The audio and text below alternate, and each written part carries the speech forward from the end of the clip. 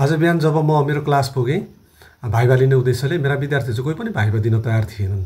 हामीले पढेका छैनौँ, तयारी पनि राम्रो छैन सर, आज टिकटक बनाउने भनेर चाहिँ उनीहरूले मलाई चाहिँ अब टिकटक बनाउनका लागि चाहिँ फाइनली बाध्य बनाए। जबकि मलाई चाहिँ उनीहरूसँग अब टिकटक बनाउन अलिकति अप्ठ्यारो पनि लागिरहेको थियो होइन, आफ्ना स्टुडेन्टहरूसँग कसरी टिकटक बनाउने भन्ने। फाइनली मैले उनीहरूको अब अनुरोध स्वीकार्नै पर्ने भयो होइन।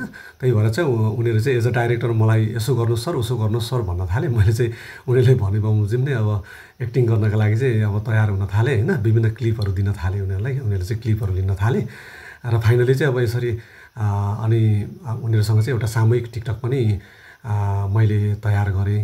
मैले अब आफ्नो भ्लगको लागि भनेर चाहिँ फेरि मेरो एकजना विद्यार्थी भाइलाई पनि उता भिडियो गर्न लगाइरहेको थिएँ।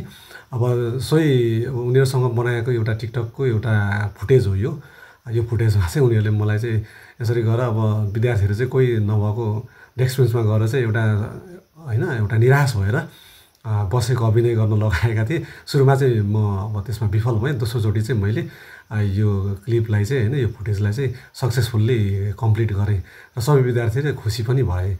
मसँग टिकटक बनाएपछि उनीहरूले अरू विभिन्न टिकटक बनाउन सुरु गरे। केही उनीहरूका क्लासमेटहरू चाहिँ अब त्यो टिकटक बनाउनमा अब सहभागी भइरहेका थिएनन्, उनीहरूलाई पनि मैले उत्प्रेरित गरेँ।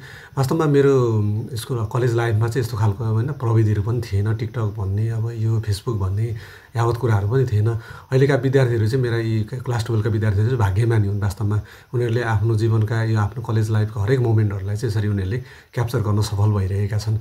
वास्तवमा प्रविधि विज्ञान भन्ने कुरा पनि निकै शक्तिशाली कुरा रहेछ भन्ने कुरा मैले आज फेरि महसुस गरेँ र उनीहरूसँगै अब यो सानो मेमोरी मैले पनि तयार पारेको छु।